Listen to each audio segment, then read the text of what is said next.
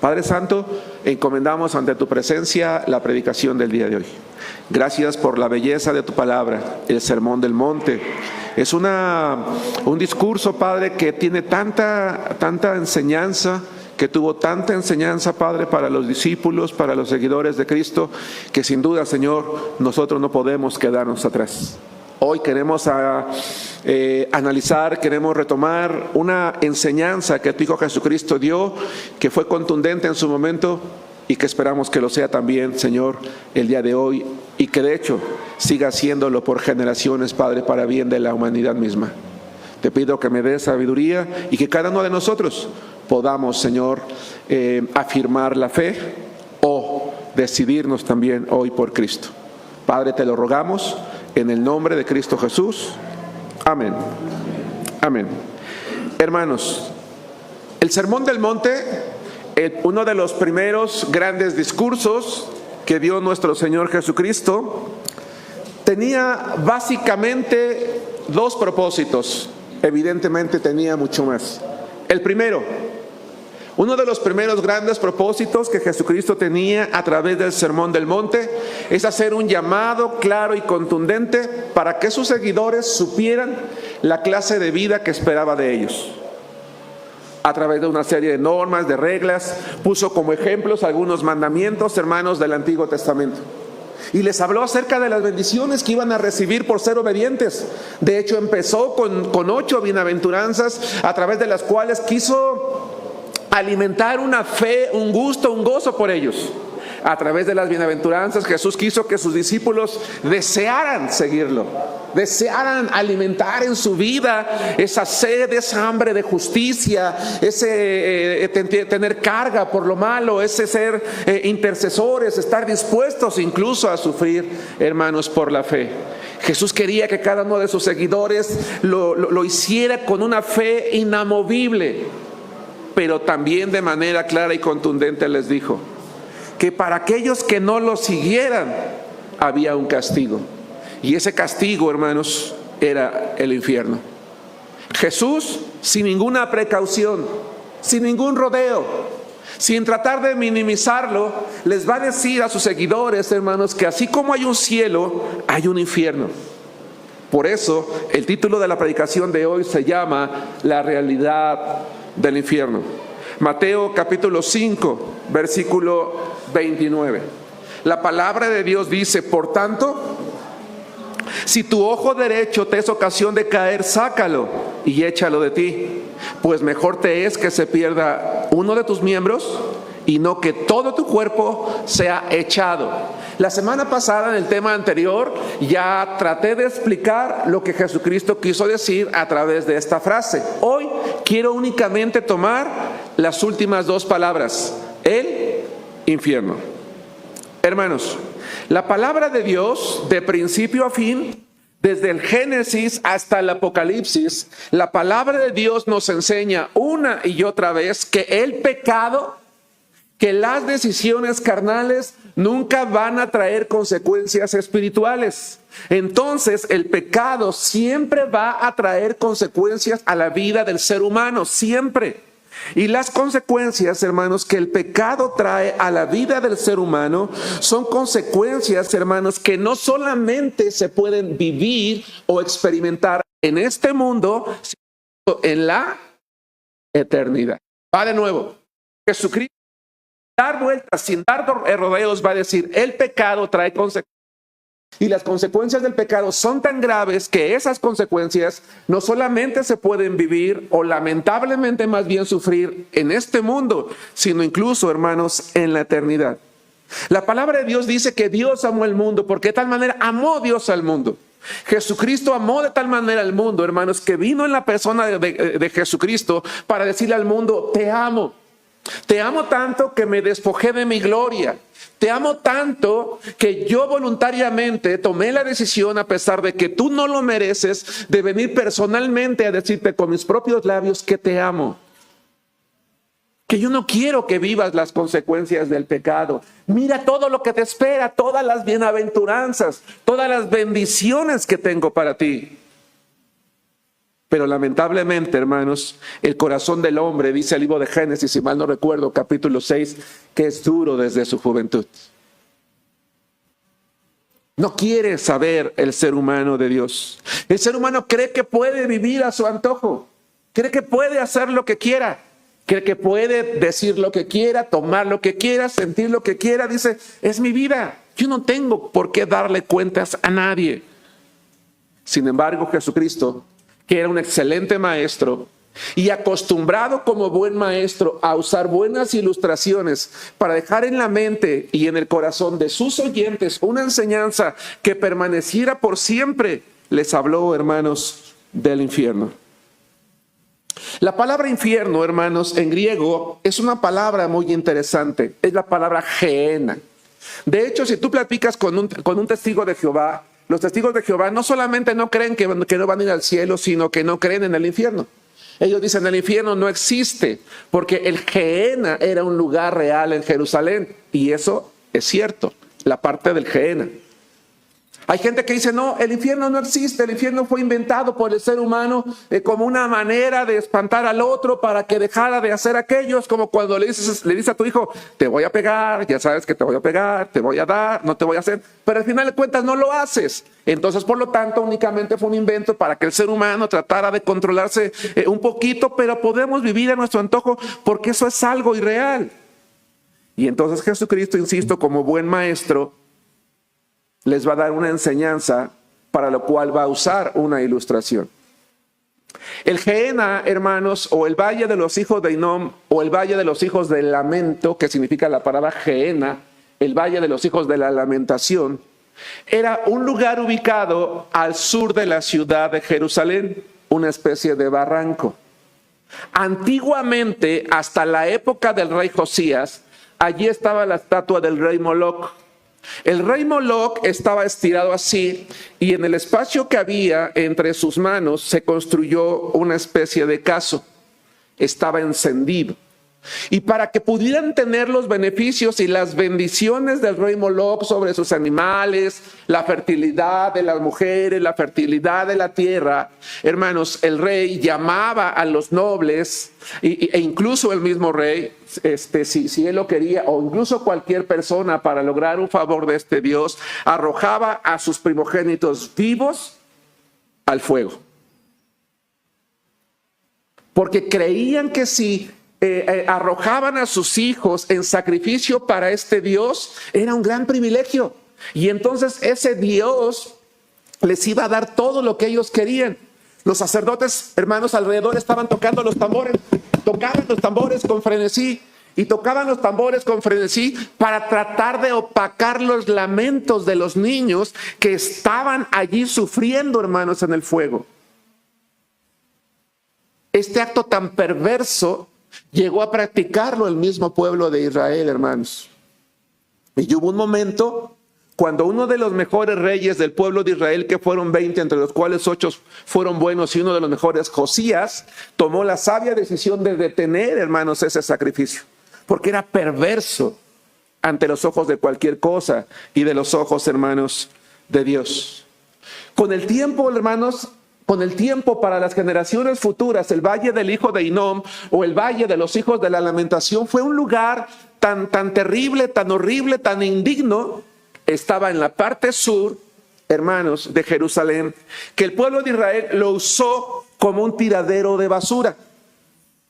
Ese tiradero de basura, hermanos, siempre estaba prendido. Toda la basura que salía de la ciudad, todos los animales muertos, los cuerpos de los delincuentes que morían y que nadie los reclamaba, se arrojaban allí en el Gehenna, en el basurero. Por eso es que les decía, sí es cierto, es un lugar real, era un lugar real. Se echaba la basura, lo que tú no querías contigo, lo que no podías tener en tu casa. Se echaban los cuerpos de los animales muertos, porque ¿quién quiere tener un animal muerto en su casa? Y se echaba el cadáver, hermanos, de los delincuentes que no tenían, hermanos, un sepulcro. Tomando como ejemplo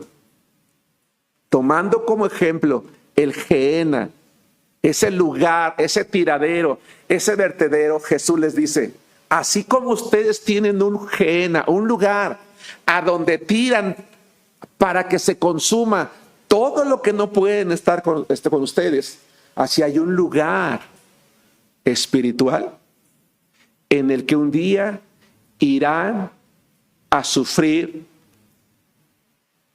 en espíritu y en cuerpo todos aquellos que no se preocupen en su vida por solucionar el problema llamado pecado. Va de nuevo. Así como ustedes tienen un Gehenna real, así Dios tiene un Gehenna espiritual. ¿Sí van conmigo? Y en ese lugar está el cuerpo y el espíritu, está el ser humano vivo, sufriendo. Hermanos, les voy a decir una cosa. El ejemplo que está dando el Señor Jesucristo es un ejemplo que no tenía como propósito espantar a la gente, que tenía como propósito hacer que la gente pensara: la vida que yo llevo me está conduciendo a un lugar como este. Sí, tal vez yo voluntariamente puedo tomar la decisión de burlarme de Dios, de despreciar a Dios. Yo no quiero ir a la iglesia, yo no quiero ir al templo, yo no necesito a Cristo. Yo puedo, yo soy, ¿para qué lo necesito? Y Jesús dice: oye, tienes que preocuparte. Tienes que preocuparte porque esta vida no termina con la muerte. Hay un más allá. La vida no termina con la muerte, dice Jesús, hay un más allá. Y ese más allá, en ese más allá, hay un Gehenna espiritual donde el alma y el cuerpo van a arder por toda la eternidad. Por eso vamos al Evangelio de Juan capítulo 3, solo para recordar algo que creo yo que la mayoría sabemos y que tal vez hasta de memoria podríamos citar, pero no hay como ir a la palabra de Dios. Hermanos de la izquierda, Génesis capítulo 3, versículo 3. Hermanos del medio, Génesis capítulo 3, versículo 5. Hermanos de la derecha, izquierda para ustedes, pegados a la ventana, Romanos capítulo 13, versículo 23. Juan 3:3, Juan 3:5 y Romanos capítulo 3, hermanos, versículo 20, perdónenme. Juan 3:3, Juan 3:5 y Romanos 3:23. Juan 3:3, hermanos de la izquierda. Hermanos del medio, Juan 3:5. Hermanos de la derecha, Romanos 3:23. ¿Estamos listos? Hermanos de la izquierda. Respondió Jesús y dijo: de cierto te digo, que el que no naciere de nuevo no puede ver el reino de Dios. Esa frase en griego, naciere de nuevo, significa el que no nace de arriba no puede ver el reino de Dios. Porque el ser humano debe de nacer dos veces. Debe de nacer del agua, del vientre de su madre, pero a pesar de que nace del agua, nace muerto, porque nace muerto espiritualmente para Dios. Pero un día tiene que tener un nacimiento de arriba, un nacimiento celestial, un nacimiento que le permita estar conectado con su Creador, en este caso con Dios. Hermanos del medio, dice Juan 3:5, respondió Jesús: de cierto te digo, que el que no naciere del agua y del Espíritu no puede entrar en el reino de Dios. Dice el Señor a Nicodemo, un hombre bueno, un hombre respetable, un hombre que se sabía la ley. Hermanos, pregúnteme cualquier verso y lo más seguro es que no me sepa la cita, porque tengo una memoria que no me ayuda para nada. Pero los fariseos se sabían todo casi de memoria. Respetables, enseñaban, gente buena. Nicodemo creía que se iba a ir al cielo con todos los zapatos, hermanos. Pero Jesús le dice: ¿sabes qué, Nicodemo? Si tú no naces nuevamente, espiritualmente, así como naciste físicamente, tú no puedes ver el reino de Dios. Y si no lo puedes ver, tampoco puedes entrar. Hermanos de la derecha, Romanos 3:23, leamos junto la palabra de Dios que dice: por cuanto todos pecaron y están destituidos, incapacitados. El pecado nos ha incapacitado de entrar a la gloria de Dios. ¿Algún día te has puesto a pensar en Moisés, hermano? Moisés luchó toda su vida para guiar al pueblo de Israel, hermanos, para entrar a la tierra prometida. Pero hubo un momento en el que falló y la tuvo que ver de lejos. El Señor por lo menos le dijo, bueno, considerando y por misericordia sube al monte Nebo y vio a lo lejos, no experimentó. No estoy hablando de su salvación, estoy hablando de que no pudo entrar a la tierra para la cual él oró, luchó, sufrió, lloró. Pero porque pecó golpeando la roca, porque Dios es justo y tristemente no entró. Él pudo ver, sin embargo, la tierra prometida, pero nuestro pecado ni siquiera nos permite ver la gloria de Dios, mucho menos entrar. Estamos destituidos, estamos incapacitados de entrar a la gloria de Dios, y eso es porque el infierno, hermanos, no es producto de la imaginación humana. El infierno es una realidad. En el Nuevo Testamento la palabra Gehenna, infierno, se usa 12 veces. 11 de labios del Señor Jesucristo, una de labios de Santiago. Si hubo una persona que habló del infierno en la Biblia, fue Jesucristo. Jesucristo nunca trató de minimizar las consecuencias del pecado. No habló del pecado con miedo. No habló del infierno con temor. No lo habló porque quería espantar a los demás, como lamentablemente muchos cristianos lo hacemos hoy. Nos da temor de hablar del infierno. Ni siquiera lo mencionamos. No queremos espantar a la gente. Hermano amado, te voy a decir una cosa. Es probable que hay mucha gente que va a ir al infierno y que un día va a decir, Germán, ¿por qué nunca me hablaste de este lugar? ¿Por qué nunca me dijiste que esto es lo que me esperaba?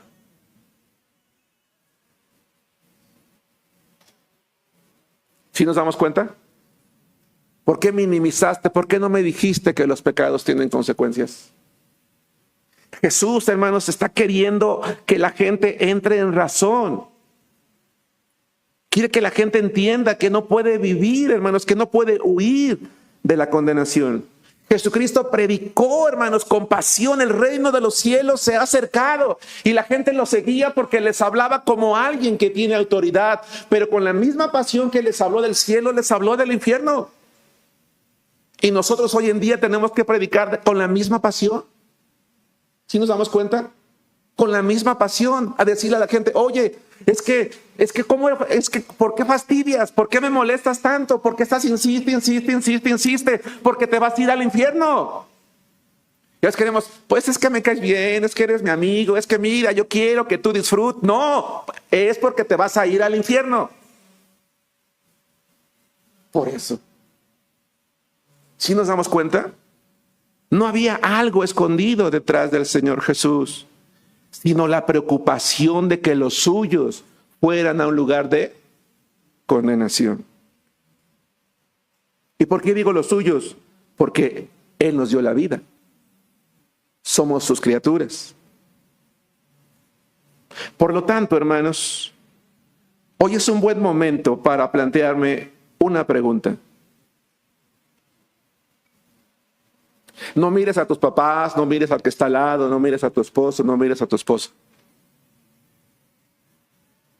Hazte solamente una pregunta.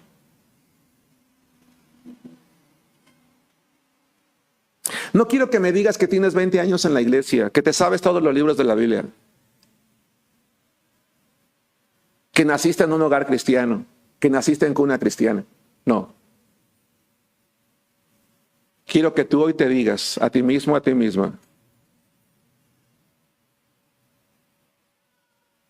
¿me iré al infierno por la eternidad? Es decir, ¿he recibido a Cristo en mi corazón como mi Salvador personal? ¿De verdad estás seguro? ¿De verdad estás segura?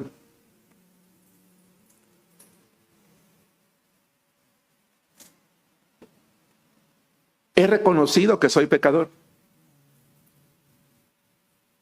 Me he arrepentido sinceramente. ¿Me he humillado ante Dios pidiéndole perdón?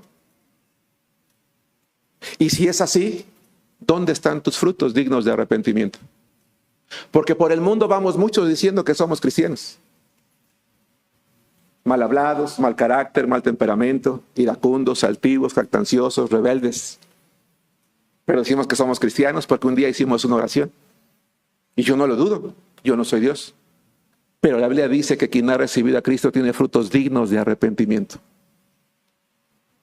Hay una transformación, hay un cambio de mente, hay una vida diferente, hay un amor hacia lo espiritual, hay un amor hacia la palabra, hay un amor hacia Cristo, hay una búsqueda del crecimiento de Dios, hay un deseo por lo espiritual, hay un mirar hacia arriba, hay un deseo de tener comunión con Dios. Entonces es cuando una persona tiene a Cristo.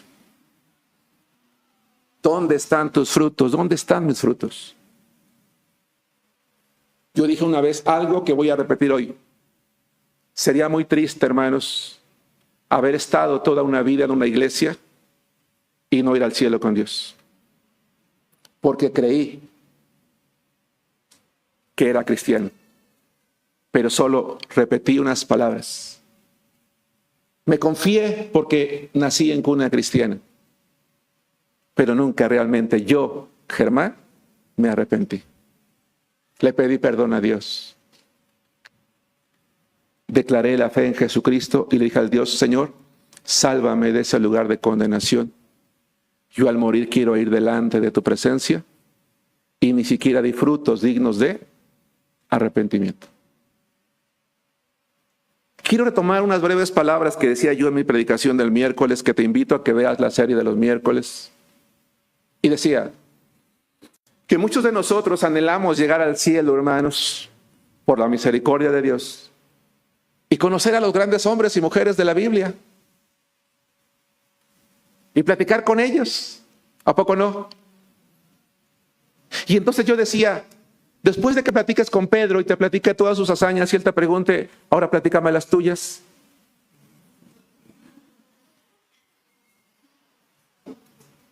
Porque yo no creo que nada más diga: ¿quieres saber algo más, Germán? No, es todo. Gracias, hasta luego, qué bueno que me entrevistaste. ¿Cuándo sale el reportaje? ¿En qué canal para verlo? Yo naturalmente creo que me va a decir: Germán, ¿cuáles son tus hazañas? ¿Qué hiciste por el Señor? ¿Cuántas almas ganaste? ¿Cuántos milagros fueron hechos por Dios a través de ti? ¿A dónde fuiste? ¿Hasta dónde llegaste con el Evangelio? ¿De qué manera glorificaste al Señor en la tierra? ¿De qué manera el nombre del Señor fue exaltado por ti? Y entonces le voy a cambiar la conversación. Oye, ¿ya viste allá? Allá anda el otro hermano. Déjame ir a saludarlo. Luego regreso contigo. Lo que hoy me parece curioso, un día será vergonzoso en el cielo. ¿Sí van conmigo? Un día será vergonzoso en el cielo. Y Jesús lo que le está diciendo a los suyos es: ¡hey! Las acciones que ustedes están llevando a cabo tienen que cortarlas de tajo. Nosotros, aquellos que hemos creído en Jesucristo, hemos sido librados de la condenación del infierno, pero algunos lo hemos olvidado. Y cual vil pecadores impíos, hacemos con nuestra vida lo que queremos. ¿Sí van conmigo?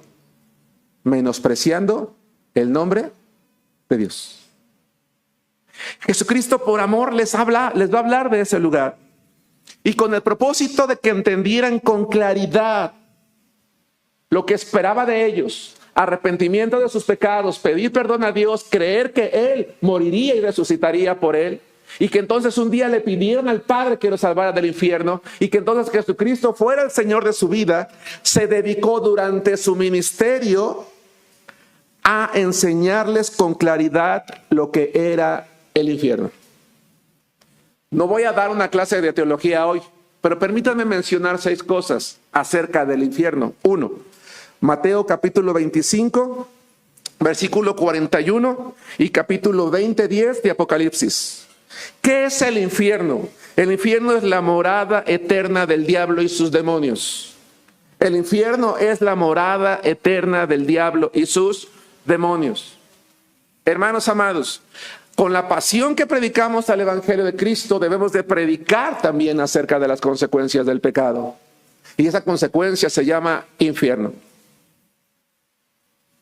Un lugar real, que es la morada eterna del diablo y sus demonios. Las hermanas, les suplico, lean conmigo Mateo capítulo 25, versículo 41, y los varones, Apocalipsis capítulo 20, versículo 10. ¿Listas, hermanas? ¿Sí?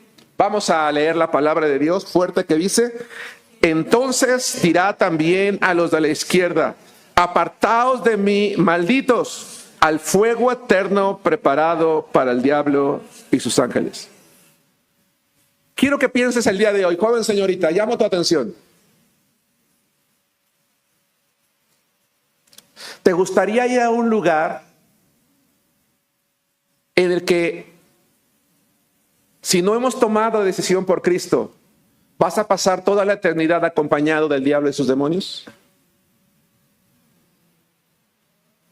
Porque el infierno fue creado por Dios, Es un lugar eterno, como el cielo. Lo vamos a ver más tarde. Y lo creó no con el propósito de enviar allí al ser humano, lo creó con el propósito de enviar allí al demonio, al diablo y sus demonios. ¿Te gustaría ir a una eternidad acompañado por el diablo y sus demonios? Varones, Apocalipsis 20:10. Dice la palabra de Dios: y el diablo que los engañaba fue lanzado en el lago de fuego y azufre, donde estaban la bestia y el falso profeta, y serán atormentados día y noche por los siglos de los siglos. Todos los caminos llevan a Dios. Todos los caminos llevan a Dios. ¿Para qué soy cristiano? Me hago agnóstico, me hago espiritista, me hago santero, me hago brujo, me hago filósofo. No. Bueno, pues si me voy al infierno nos la vamos a pasar muy bien. Satanás, hermanos, en el infierno no va a ser rey.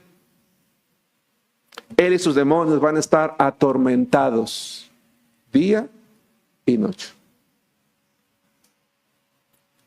Y con él todos aquellos que en su vida no tomaron en serio el hacer algo por sus vidas. 2, ¿qué más dijo Jesús? Que es la morada eterna de todos aquellos que rechazaron la salvación de Dios. Apocalipsis capítulo 20, varones, versículo 12, damas, versículo 15. La morada eterna de todos aquellos que rechazaron la salvación de Dios. Hermanos, Dios conoce a todo ser humano, sabe quién eres tú, joven, señorita, hermano, adulto, anciano. Dios sabe quién soy yo. Sabe quiénes somos nosotros individualmente. Dice la Biblia, hermanos varones, en Apocalipsis 20:12, así todos juntos: y vi a los muertos, grandes y pequeños, de pie ante Dios. Y los libros fueron abiertos, y otro libro fue abierto, ¿cuál es el libro de la vida? Y fueron juzgados los muertos por las cosas que estaban escritas en los libros según sus obras. Damas, 15. Y el que no se halló inscrito en el libro de la vida fue lanzado al lago de fuego. Solo una persona, hermanos, que en vida se arrepiente de sus pecados, le pide perdón a Dios, cree que Jesucristo murió y resucitó por ella, le pide que le salve del infierno, permite que Jesucristo sea el Señor de su vida, será inscrito, hermanos, en el libro de la vida. Y no es que,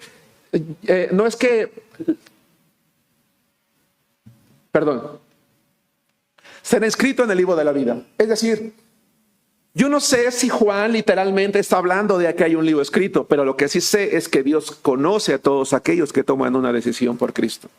En este pasaje de la Biblia se está hablando del juicio en el que toda persona que murió sin Cristo va a tener que enfrentar un día después de su muerte. Y ese juicio solamente va a tener una base. Si bien es cierto, van a ser juzgadas sus obras, si bien es cierto, van a ser juzgadas sus acciones, solamente hay una cosa de peso que es la que va a importar allí.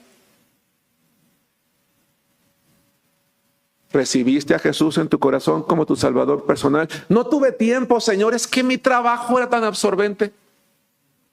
Es que si tú supieras todo lo que estudié, los idiomas que dominé, fui el CEO de tal empresa, pero mira, logré estos tesoros. No, ¿creíste en Cristo? Porque si no creíste en Cristo, tu nombre no está escrito en el libro de la vida. Y entonces fueron lanzados al lago de fuego y azufre. Hermanos, es mentira que cuando yo me muera, Diosito, que es bueno, va a decidir a dónde mandarme. No, hermanos. Dios ya decidió. Y lo que Él decidió fue morir por mí. Darme una oportunidad que yo no merecía por medio de Jesucristo. Ahora el que tiene que decidir eres tú, soy yo, somos nosotros. ¿Nos damos cuenta? Somos nosotros. ¿Recibiremos la invitación que dio Jesucristo o seré lanzado al lago de fuego, hermanos?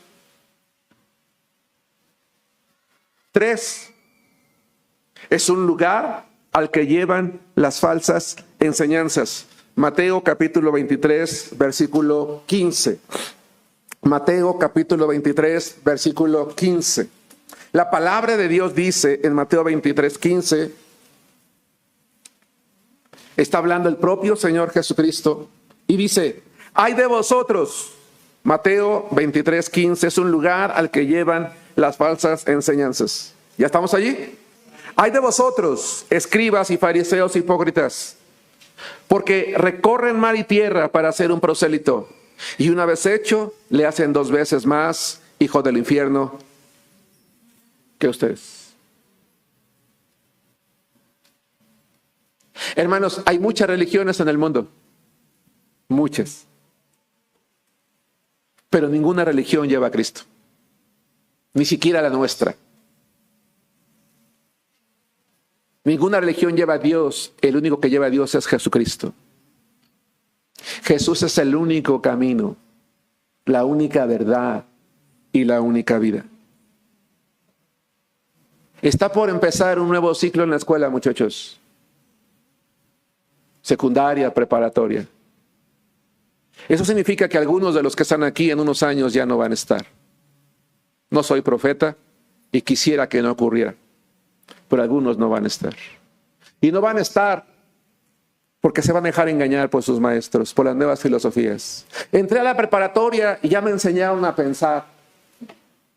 Ya descubrí la ciencia, ya descubrí el conocimiento, ya descubrí que Dios es producto de la imaginación, que hay muchos dioses. Ya descubrí que puedo ser bueno sin estar sujeto a la religión. Ya descubrí que puedo vivir sin las limitaciones de una iglesia. ¿Saben ustedes que en el mundo, entre 70 y 80% de los adolescentes y jóvenes se van de las iglesias? Y se van porque no quieren vivir la presión del cristianismo. Tener que orar, tener que ir a la iglesia, tener que ser obediente, no poder dar gozo en la carne. Jóvenes, señoritas, hermanos, disfruten la vida. Rían, viajen, diviértanse, pero siempre considerando a Dios. Considera a Dios. Los cristianos no somos llamados a estar encerrados en casa, hermanos. A estar leyendo la Biblia todos los días, todo el día. Corrijo, todo el día, todos los días sí, todo el día no. Se me cayó el tornillo, pero lo alcancé a atrapar, hermanos. ¿Sí me expliqué?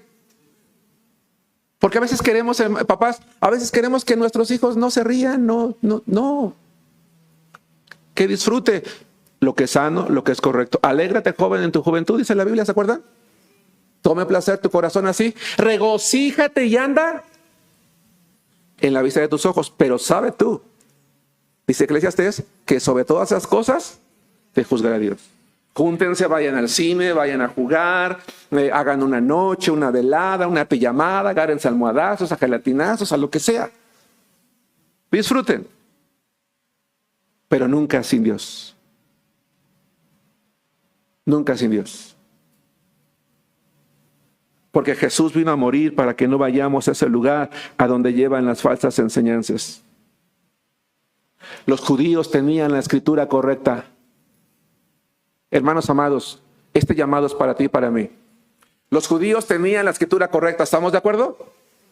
Al Dios correcto, ¿estamos de acuerdo? Pero ¿por qué hacían 2 veces más hijo del infierno un prosélito? ¿Todos entendemos que es un prosélito? Un seguidor, un convertido. Cuando nosotros salimos a evangelizar, salimos a ser prosélitos. Es proselitismo. ¿Se entiende eso? Bien. Porque Jesús les dice, ustedes recorren mar y tierra para ser un prosélito, un convertido, y lo hacen 2 veces más hijo del infierno. Tenían la escritura correcta y el Dios correcto. ¿Por qué lo hacían 2 veces más un hijo del infierno? Porque en lugar de enseñarles a obedecer a Dios, les enseñaban sus costumbres. Lo que ellos creían, lo que ellos pensaban. Nunca los encaminaban realmente a Dios. Eran de tropiezo.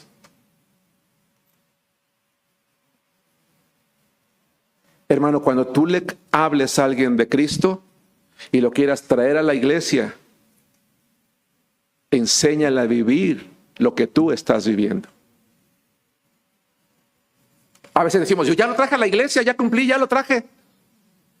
Hay que hacer cargo los hermanos.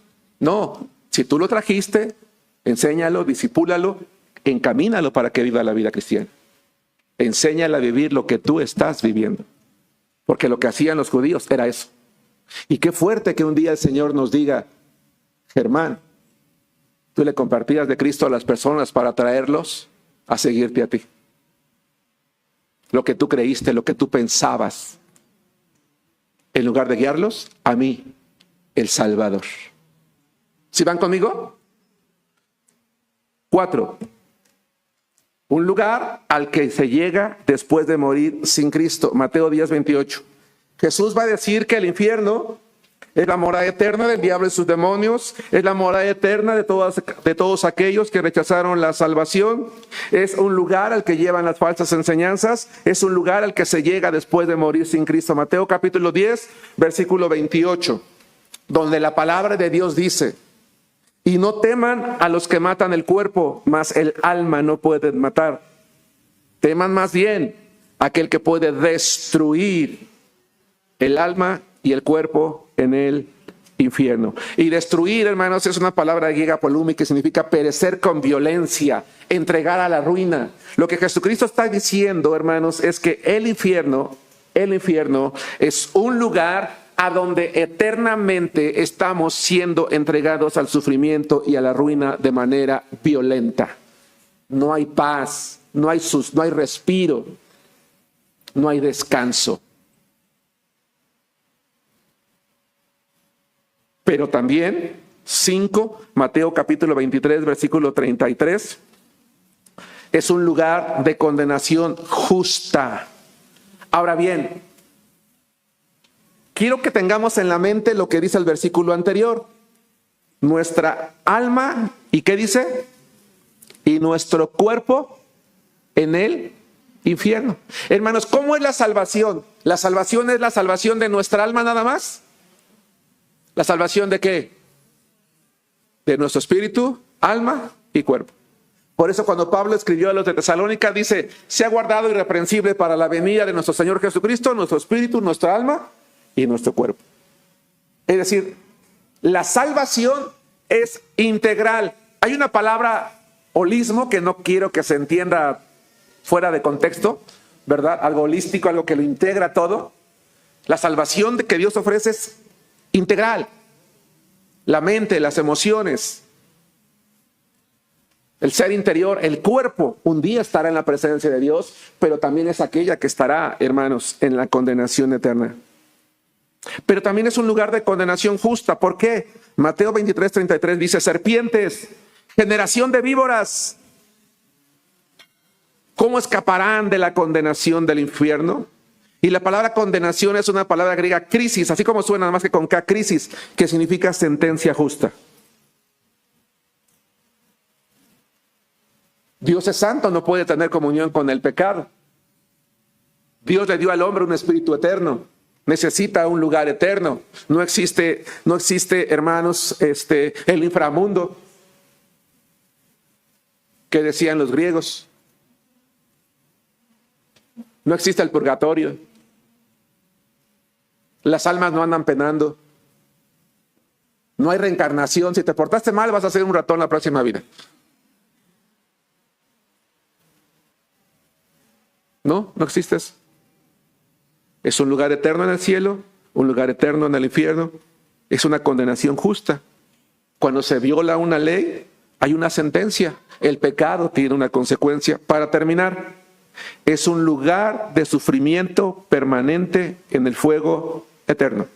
Es un lugar de sufrimiento permanente en el fuego eterno. Mateo capítulo 9, versículos 43 y 44. Estoy entrando a la recta final del título de la predicación de hoy. Hermano, si por alguna razón algunos de los que estamos aquí no hemos tomado decisión por Cristo, arrepiéntate de tus pecados, pide perdón a Dios, cree que Jesucristo murió y resucitó por ti y pídele que te salve del infierno y permite que Jesucristo sea el Señor de tu vida. Marcos 9, 43 y 44. Dice la palabra de Dios. Marcos 9, 43 y 44.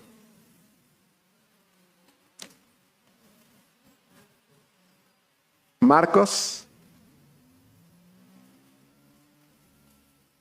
9, 43 y 44. Creo que erróneamente había dicho Mateo, ¿verdad? Lo siento, hermano, disculpe. Dice, si tu mano te fuera ocasión de caer, córtala. Y mejor te es entrar en la vida manco que teniendo dos manos ir al infierno, al fuego. ¿Qué dice? Hermanos, ¿qué pasaba en el Gehenna de Jerusalén? Atención, ¿qué pasaba en el Gehenna de Jerusalén si no había basura, no había cuerpos de animales que quemar y no había cuerpos humanos que quemar? ¿Qué pasaba? ¿Padre? Se apagaba. ¿Estás de acuerdo? No había algo que quemar. El Gehenna espiritual no puede ser apagado. Es lo que está diciendo Jesucristo. Pero por si fuera poco, dice el versículo 44, donde el gusano de ellos no muere y el fuego nunca se apaga. ¿Qué crees que quiso decir Jesucristo cuando mencionó el gusano de ellos no muere? Hermano, no te quiero hacer sentir nada extraño, pero imagínate tu cuerpo lleno de gusanos ahorita.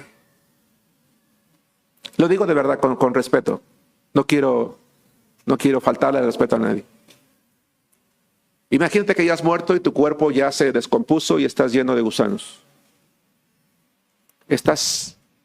Tu cuerpo está siendo consumido ya por los gusanos. Y entonces, con base en eso, ¿qué crees que está pensando Jesucristo cuando dice el gusano de ellos no muere? ¿Pablo? Que no se acaba. Que el sufrimiento no se acaba.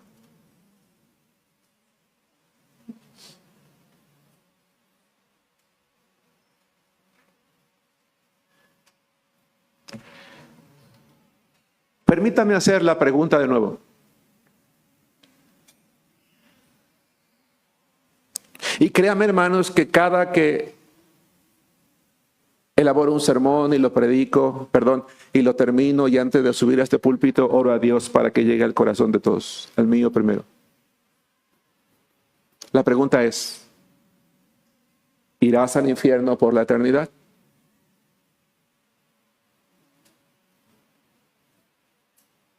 Quiera Dios que hoy la respuesta de todos sea no. Voy al cielo con mi Señor. Porque lo he recibido en mi corazón como mi Salvador personal. Tal vez, Señor, no he dado frutos dignos de arrepentimiento. Pero hoy me arrepiento ante ti. Te pido perdón. Y a partir de hoy voy a vivir una vida cristiana auténtica.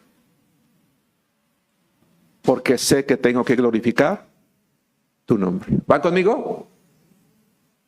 Hermanos, vamos a ir a la gloria de Dios. Nos espera la presencia de Cristo. Y sí nos gozaremos viendo a los héroes de la fe, hermanos. Y te animo a que en esta tierra tú y yo hagamos cosas maravillosas para que cuando Pedro, Pablo, María, Jocabet, Elizabeth te pregunten, ¿y tú qué hiciste? Ah, mira. Y entonces le empiezas a contar con el mismo gozo que ellos te contaron lo que hicieron por Dios. ¿Por qué no crees que esa es la voluntad de Dios? Amén. Que Dios los bendiga, hermanos.